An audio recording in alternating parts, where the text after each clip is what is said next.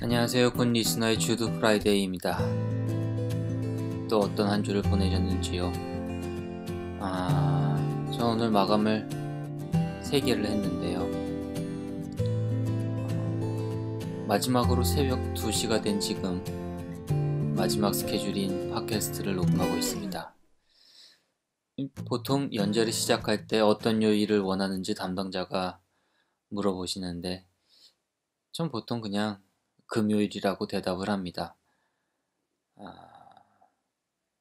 일주일에 마감이 여러 개 나뉘어 있으면 오히려 불편할 것 같아서 그렇게 대답을 하는데 오늘처럼 몇 개의 마감이 달려드는 날에는 정말 이름을 바꾸고 싶어요. 처음엔 이 팟캐스트를 할까 말까 고민을 좀 했었는데 역시 하길 잘한 것 같습니다. 우선은 진소를 보시는 독자분들과 이야기를 할 수 있는 시간이 생겼고, 두 번째는 일주일을 정리하는 어떤 쉼표 같은 느낌이 들어서 좋아요. 일상에서도 쉼표는 참 중요한 것 같습니다. 그나저나 그라폴리오에서 좋은 기회를 주셔서 그림을 그려 드릴 수 있게 돼서 좀 더 풍성한 팟캐스트가 된 것 같아서 기쁜 마음입니다.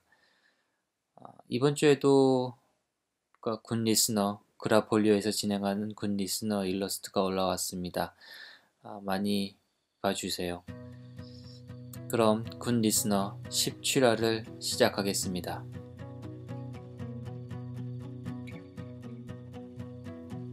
첫 번째 사연은 5월의 끝자락에서 첫 번째 글이라는 제목으로 현지 봄님께서 보내주셨습니다.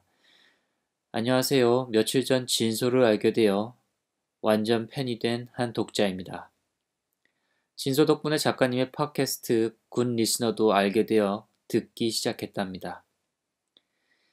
최근 회뿐 아니라 그 전에 굿 리스너도 들어보았는데 참 좋더라고요. 공감 가는 이야기도 가끔 저의 추억을 떠올리게 하는 이야기들도 작가님의 목소리와 잘 어우러진 것 같아요.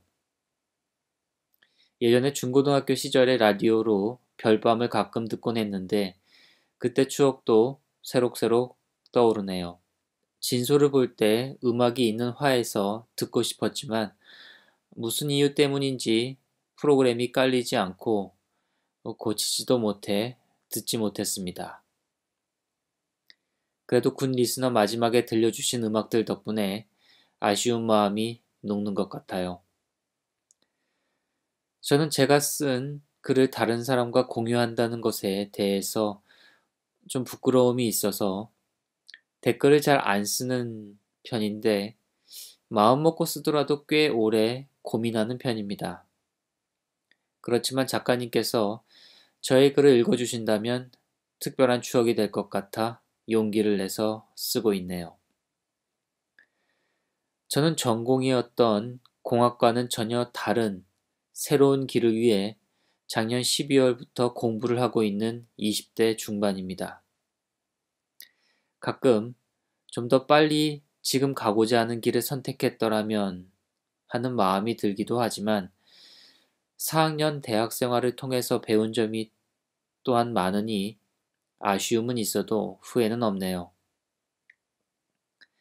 5년 후 30살이 되어 지금을 되돌아보았을 때 이 선택에 후회가 없기를 바라며 묵묵히 걸어가고 있습니다. 공부를 시작하고 나서 친구들과의 만남, 여행, 취미생활 등 많은 부분을 뒤로 미뤄두고 있습니다. 저의 다소 밋밋해진 일상 속에서 진소와 굿 리스너는 앞으로 소소한 행복이 될 것 같아요. 진소도 굿 리스너도 정말 오래오래 보고 들을 수 있었으면 좋겠습니다. 요즘 계절이 어떻게 지나가는지 모르고 살았는데 오늘 밖에 나가서 여름이 왔다는 걸 새삼 느끼고 왔네요. 밖에서 아무 생각 없이 10분 정도 햇볕을 쬐었는데 생각보다 좋더라고요. 뭔가 마음이 안정되는 기분이었어요. 작가님께서는 일상 속에서 가끔 햇볕을 쬐시나요? 제가 얼마 전에 작가님 블로그에서 만화를 그리기 위해 특별히 하신 노력으로 매일 매순간 뭔가를 썼다고 하신 글을 보았는데 저에게는 목적은 달랐지만 글쓰기가 의미 있었던 순간이 있습니다. 고등학교 2학년 시절 사춘기와 함께 사회공포증 초기 증상을 겪으며 사람들과의 관계에 힘들어 했을 때가 있었어요. 심한 정도는 아니라서 상대방은 잘 알아차리지 못했지만 스스로 어색한 저의 모습에 힘들어하곤 했죠. 사실 나를 이상하게 생각하지는 않을까 싶어서 부모님이나 친구들 누구에게도 상담을 해본 적은 없습니다. 혼자서 극복해야겠다는 마음이 들었고, 그래서 글을 쓰기 시작했어요. 인터넷에서 극복 방법을 찾아 적기도 하면서요. 제가 두려워하는 순간들, 제가 느끼는 감정 하나하나 솔직하게 써내려가면서 스스로 많은 위로가 되었고, 차츰 극복할 수도 있었어요. 지금은 벌써 7년 전의 일이니 많은 시간이 지났지만 아직까지 제 주변 사람들에게는 말해본 적이 없네요. 아무리 가까워도 주변 사람들에게 하기 힘든 이야기 누구에게나 있지 않을까요? 마음속 깊은 곳의 이야기를 하고 싶을 때 또 굿 리스너에서 들어주실 거죠? 진소를 읽으면서 작가님의 만화는 많은 독자분들에게 마음을 따뜻하게 해주는 것 같다는 생각이 들었어요. 진소의 따뜻한 그림체뿐 아니라 만화 중간중간 대사들도 정말 위로가 됩니다. 특히 찰스가 했던 말, 그러니까 좀 지겹다고 포기하지 마. 뭔가를 위해 노력한 시간만큼은 절대 배신하는 법이 없거든. 이 문장이 너무 좋아 제 수첩에 적어두고 꺼내보고 있습니다. 앞으로의 따뜻한 진소의 밤들 기대가 되네요. 정말 감사합니다. 작가님의 삶에도 항상 따뜻한 일들이 가득하기를 진심으로 바랍니다. 읽어주신 분들 그리고 이 글이 읽힌다면 들어주신 분들께도 감사의 말을 전하고 싶네요. 항상 행복하세요. 정말 이 문장 좋아하는데 꼭 써보고 싶었어요. 굿나잇 혹은 굿모닝. 네. 우선 따뜻한 일들이 가득하길 바란다는 말씀 고맙습니다. 누군가 저의 인생이 따뜻하길 바란다는 건 정말 고마운 일이지요. 정말 그랬으면 좋겠어요. 관계라는 게 가장 어렵지요. 어떤 사람에겐 뭐 아무렇지도 않은 일일지 모르지만 또 어떤 사람에겐 그 관계라는 것이 견디기 어려운 시간이 있습니다. 자신만의 방법으로 해결하는 건 무척 어려운 일이에요. 그 방법을 찾는 것이 힘들고 어려운 또 외로운 긴 시간을 보내셨으리라 생각이 됩니다. 하지만 그런 시간들이 현지님이 앞으로 나아가는데 또 다른 여정에 분명 도움이 될 거라 믿어 의심치 않습니다. 보통 친구를 사귀게 될 때 어떤 계기와 또 시간이 필요하잖아요. 이를테면 고등학교에 처음 진학했을 때 같은 반이 되었고 우연히 주위에 앉게 되었고 그 혹은 그녀가 혹은 내가 처음 말을 걸었고 대화를 나누게 되었죠. 대화가 이어졌고 반복되고 또 시간이 지나고 그 친구에 대해 알게 되고 그도 나에 대해서 조금씩 알게 되는 사이 우린 친구라고 느끼게 됩니다. 자신과도 그런 시간이 좀 필요하다고 생각을 해요. 어떤 고민이 생겼을 때 자신과 대화하는 방법을 알고 있다면 훨씬 더 도움이 될 거라고 생각합니다. 글로 생각을 정리하는 것도 좋고요. 전 다룰 줄 아는 악기가 없지만 악기를 연주하는 것도 좋은 방법일 것 같습니다. 그림을 그릴 수도 있겠고 산책을 하는 것도 좋겠죠. 한 번, 두 번 그런 경험을 하면 그런 자신에 대해서 좀 더 이해하게 되고 스스로를 도울 수 있는 방법도 찾을 수 있게 된다고 믿어요. 누구나 자신에 대해서 잘 알고 있다고 생각하지만 사실 그렇지 않다고 전 생각하거든요. 타인과의 관계를 맺는 것처럼 자신과 친구가 되는데도 노력과 시간이 필요하다고 생각해요. 어떤 어려움이 닥쳤을 때 자신을 가장 먼저 도울 수 있는 건 자기 자신이라고 생각하거든요. 스스로에 대해서 좀 더 잘 알고 있다면 분명 큰 도움이 될 거라고 믿습니다. 사연 고마워요. 다음 사연은 큐트컴님이 보내주셨습니다. 지금 고3인 여학생입니다. 전 우울하면 항상 우는 시간밖에 가지질 않았어요. 그래서 다음날 더 슬펐죠.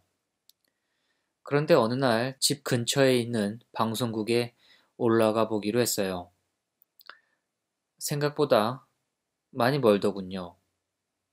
그런데 가는 길에 나무들이 정말 울창해서 원래 목적은 멀리 가서 펑펑 울다 오는 거였는데 걷다 보니 나무들의 긍정적인 에너지 때문인지 이상하게 웃음이 나왔습니다. 지금 생각해보면 시험 때문에 힘들었지만 저만의 아지트를 찾아서 그리고 나무들의 위로를 받아서 많은 친구들에게 둘러싸인 것 같은 기분이 좋았어요. 라고 보내주셨습니다. 여러분은 어떠신가요? 뭔가 고민이 생겼을 때 찾아가는 어, 민기류 같은 존재가 있나요?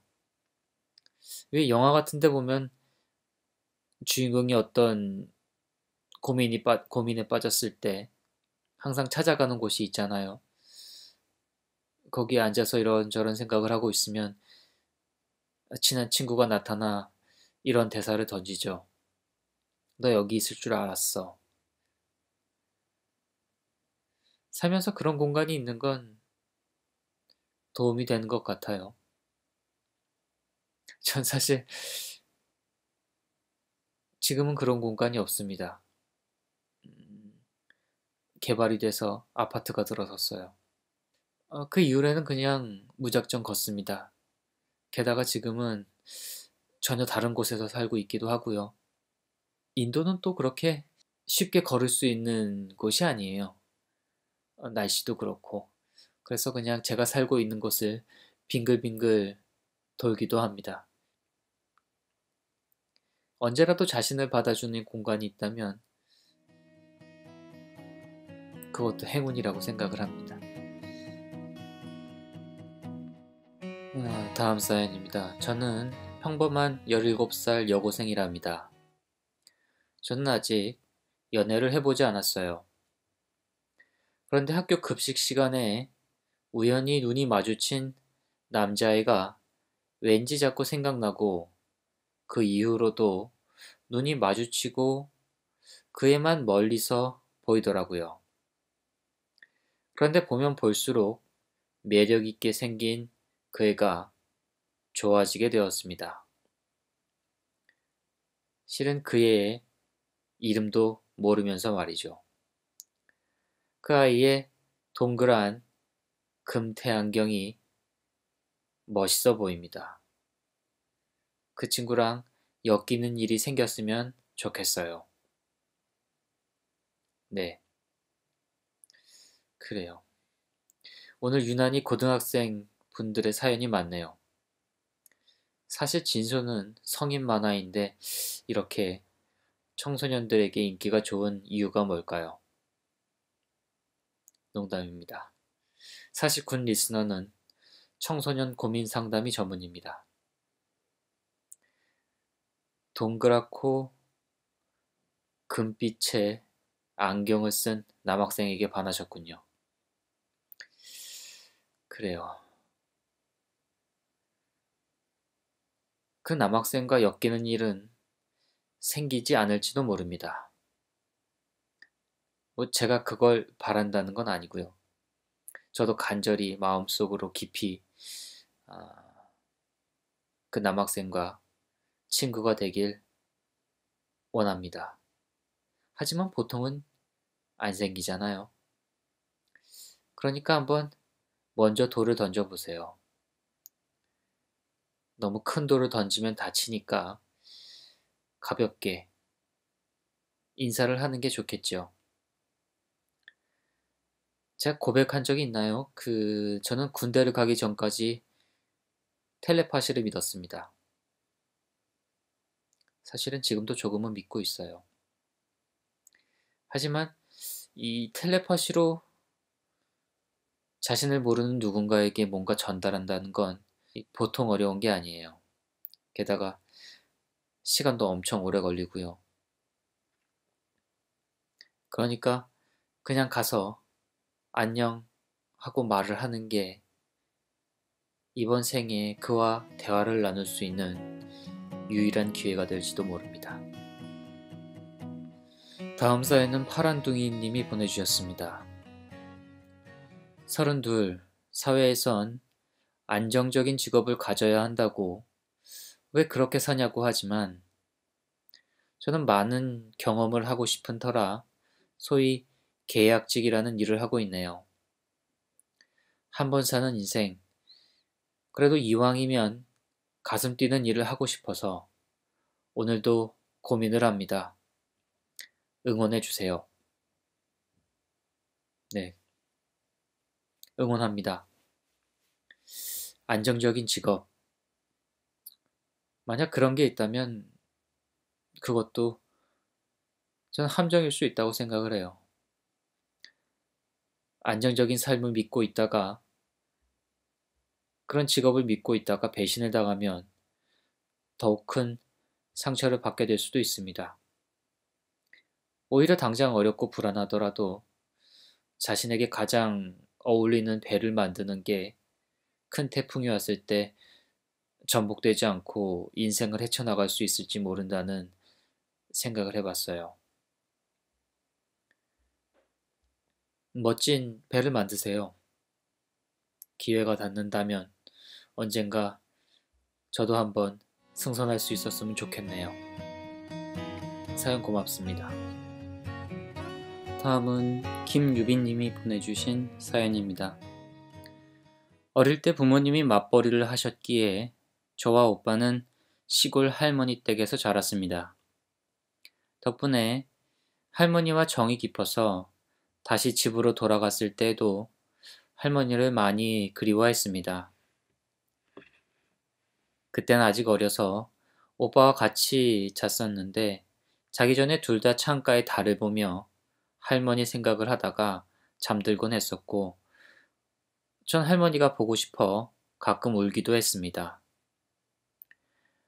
지금은 할머니께서 집 근처에 사시지만 고3이기도 하고 기숙사에 살고 있어서 자주 뵙진 못하고 있네요. 할머니께 어릴 때 그랬다고 이야기했더니 웃으신 일이 가장 최근에 행복했던 일인 것 같아요. 지금은 다 자랐지만 할머니는 저에겐 늘 고맙고 생각나는 분이셔서 언제나 그립답니다. 6살짜리 어린 꼬맹이 시절처럼 보고 싶다고 울진 않지만 가끔은 달을 보면서 할머니 생각을 하게 되네요. 진짜 신기하게도 동화처럼 보름달이 뜬 날 주로 달을 보게 되고 할머니 생각을 하게 되는 그런 소소한 우연은 덤입니다. 할머니. 그래요. 저도 방학 되면은 할머니 할아버지 집에서 많은 시간을 보냈는데 어느 날은 방에서 멀뚱멀뚱 있자니 할머니가 100원을 주시는 겁니다. 그때 용돈의 기준은 100원이었어요. 과자의 기준도 100원이었고 아이스크림의 기준도, 떡볶이의 기준도 100원이었습니다. 이렇게 말하니 제가 엄청 오래 산 것 같네요. 아무튼 할머니가 내미신 100원을 보자 전 벌떡 일어나서 문지방을 박차고 밖으로 뛰쳐나갔습니다. 가게에서 과자 한 봉지를 사들고 즐거워서 춤을 추고 다시 할머니 집으로 들어오는데 할머니가 자기 손을 이렇게 펼쳐보고 계신 거예요. 그래서 저도 가만히 할머니의 손을 봤는데 그 새끼손가락이 반쯤 굽어 있는 겁니다.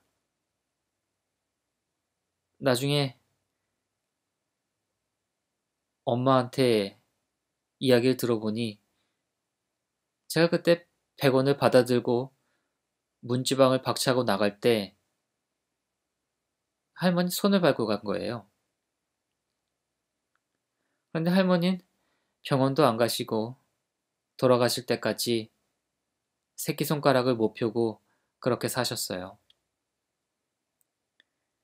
전 가끔씩 할머니의 그 굽은 손가락이 떠오릅니다. 왜 병원에 안 가셨을까? 왜 나를 나무라지 않으셨을까? 만약에 제 손자가 제 손가락을 밟아서 평생 손가락을 피지 못하고 산다면 기분이 어떨까? 모르겠어요.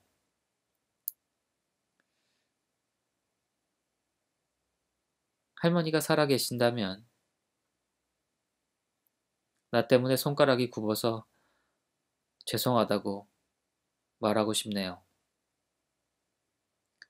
아마 그래도 할머니는 괜찮다고 웃으셨겠지만 그래도 말하고 싶습니다. 할머니 얘기를 들려주셔서 고맙습니다. 지금은 고3이라 바쁘시겠지만 대학생이 되면 어, 다시 할머니와 좀 더 많은 시간 추억 만드시길 바라겠습니다. 사연 고마워요. 다음 사연입니다. 상윤이님이 보내주셨네요. 가장 먼저 저희 어머님께 감사드리고 사랑한다는 말을 전해드리고 싶어요. 저희 어머니는 2남 4녀 중 장녀이며 필리핀에서 한국으로 귀화하신 분입니다. 선생님이 되고자 하는 꿈도 차근히 잘 이루어 나가셨지만 가난이라는 벽에 부딪혀서 그만 포기하셨죠. 선생님의 자질이나 성적 등 모두 충분하셨지만 저희 어머니의 아버지가 일찍 돌아가시는 바람에 가난한 데다가 돌봐야 할 동생들이 5명이나 되어서 진학보다 결국 취직을 선택하셨습니다. 그러다가 일하던 곳의 상사를 따라 한국으로 오셨지요. 그리고 한국인 아버지를 만나게 되어 서로 사랑하게 되셨고 결혼까지 하신 뒤 국적을 한국으로 또 이름까지 한국 이름으로 바꾸셨습니다. 이렇게 한국을 사랑하시던 분이시지만 늘 고향을 그리워하셨어요. 다행히도 가난을 이겨낸 덕분에 가족들과 함께 고향으로 가실 수 있었습니다. 어머니의 고향을 방문했을 때 남았던 기억들 중 가장 인상이 깊었던 건 외할머니, 삼촌들, 이모들 그리고 사촌들까지 모두 함께 바다로 가던 때였어요. 온 가족이 모여서 바닷가로 놀러 가는 모습이 다들 행복하고 즐거워 보였던 게 아직도 생생합니다. 하늘에서 바라보고 계신 외할머니와 외할아버지께 사랑하는 부모님께 그때의 그림을 보여드리고 싶네요.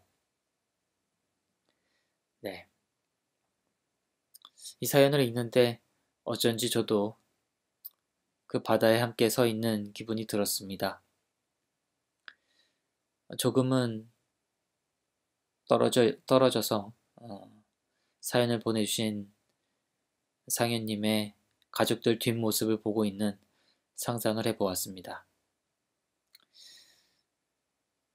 어머님이 낯선 땅에서 보내셨을 외로운 시간들에도 마음이 흔들리네요. 제 인도에 사는데 여기에서도 일하는 외국인 친구들이 많아요. 특히 네팔과 미얀마에서 오신 분들이 많은데 보통 네팔에서는 남자분들이 일거리를 찾아 인도에 와서 주방 보조나 운전기사 일을 하고요. 미얀마에선 10대 여성들이 청소나 집안일, 굳은 일들을 하는데 이 친구들이 봉급을 받으면 거의 전부 집으로 보냅니다. 물어보면 동생들이 많아요. 자기가 번 돈으로 가족들이 입고 먹고 동생들이 공부한다고 합니다. 생각해보면 우리나라도 그랬잖아요. 가난하던 시절 남자들은 중동에서 여자들은 유럽에서 고된 일을 하며 보낸 돈으로 가족을 부양했죠.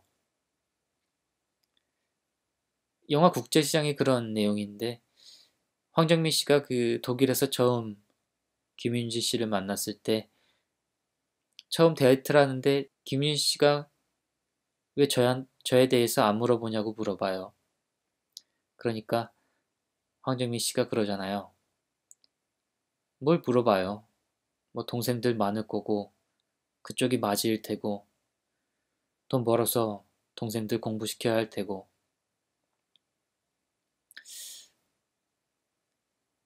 아마 동병상련이라고 생각하지만 전 그 영화에서 그 장면이 가장 좋았어요. 부모님들을 보면 그래요. 참 열심히 사셨다. 그런 생각을 합니다. 어릴 땐 몰랐지만 지금은 깊은 존경심이 생깁니다. 저는 우리 부모님 같은 마음으로 내 자식을 키울 수 있을까 하는 의문도 들고요. 제가 워낙 이기적인 성격이라 아마 그렇지 못할 것 같기도 하고요. 많은 생각이 드는 사연입니다. 사연 고마워요. 다음 사연입니다. 안녕하세요.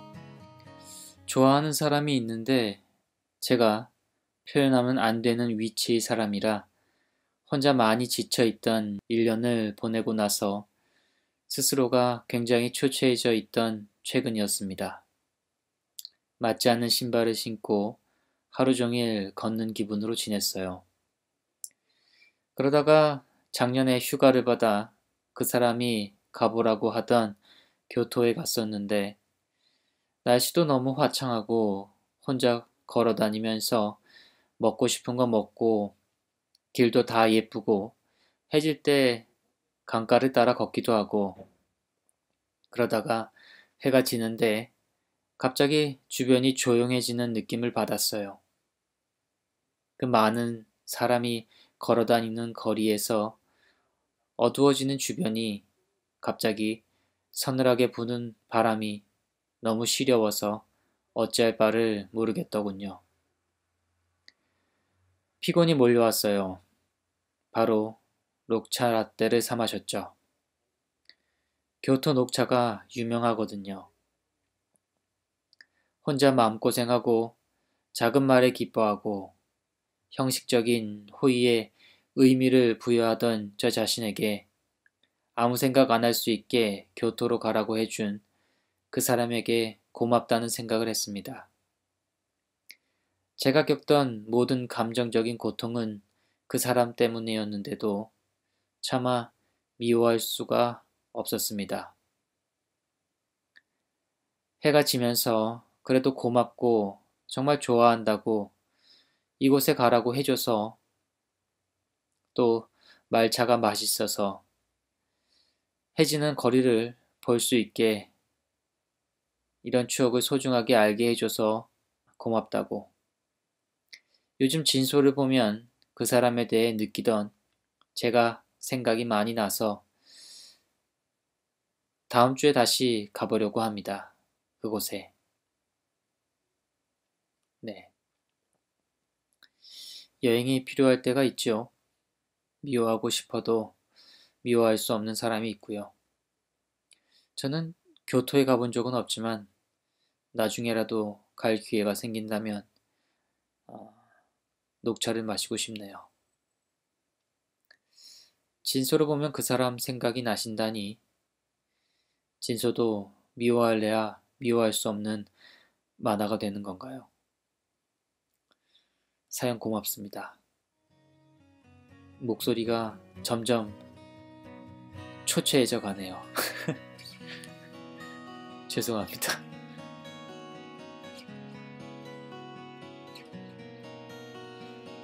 오늘의 마지막 사연입니다. 혀도 꼬이고 쇠약한 목소리지만 최선을 다해 읽어보겠습니다. 뻔한 러브스토리일지도 모르지만 저에게는 가장 기억에 남는 연애 이야기가 있어 조심히 써봅니다. 사촌 오빠와 친구들의 술자리에서 어쩌다 함께한 적이 있었는데 그때 잔잔했던 분위기의 남자에게 반했습니다. 대담하게 번호를 받아내고 해외 근무 중인 그에게 매일매일 연락을 했어요. 직장인인 그 오빠에게 대학생인 저는 파릇파릇한 새싹 같은 존재였을 거라 생각합니다. 3살 연상이었던 그에게 오빠, 저랑 다이다이 떠요 하면서 도발도 하고 오빠 살구 좋아해요. 그럼 나랑 살고 싶나?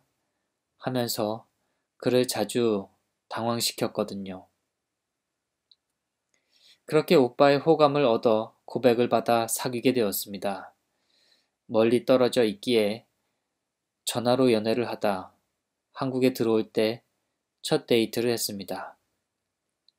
솔직히 겁이 좀 났어요. 내가 첫날 보고 느낀 모습과 다르면 어쩌지? 이 사람이 나에게 느낀 감정이 얼굴을 마주하고 달라지는 건 아닐까 하고요. 그리고 약속 장소에서 만났을 때 그 두려움은 어디로 간 건지 둘 다 해맑게 웃으며 손을 잡았습니다. 함께 떠난 부산에서 바다를 걷는데 좋아하는 바다를 보면서도 마주잡은 두 손에 온통 신경이 집중되어 정신이 없었죠. 오빠가 눈을 감아보라고 했어요. 설마 싶어 내심 기대하는 마음으로 눈을 감았더니 아무 일도 일어나지 않았습니다. 다시 눈을 뜨니 웃으며 저를 보고 있길래 뭐냐고 토라졌더니 다시 눈을 감으라고 하며 첫 입맞춤을 했습니다. 정말 심장소리가 바닷소리보다 커서 들리면 어쩌나 하고 숨을 참고 있었다니까요. 사귀고 몇 개월 동안 한 달에 한두 번밖에 보지 못해서 애틋한 연애를 했습니다. 지금은 부산 남자와 결혼하고 싶다는 제 농담을 들은 건지 오빠는 부산에 근무하게 돼서 주말마다 만나고 있답니다. 1년이 지난 아직도 오빠를 빤히 보며 파도소리와 맞닿은 입술, 큰 심장소리가 생생하게 떠올라서 실없이 웃게 돼요. 첫사랑은 아니지만 마지막 사랑으로 함께하길 바라봅니다. 네, 그래요. 뻔한 러브스토리라고 하시지만 일생에 한 번 있을까 말까 한 러브스토리이기도 합니다. 오늘은 바다 사연도 많네요. 신기한 것 같아요. 가족과 함께도, 연인과 함께도, 혹은 혼자서도 바다에 서면 느낌이 다르잖아요. 어쩌면 마음속으로 그걸 오랜 동안 기대하고 있어서인지도 모르겠습니다. 사연 감사합니다. 진소의 애독자 여러분, 그리고 군 리스너의 청취자 여러분 모두 좋은 주말 보내시길 바랍니다. 전 따뜻한 걸 좀 마셔야겠어요. 들어주셔서 감사합니다. 굿나잇 혹은 굿모닝.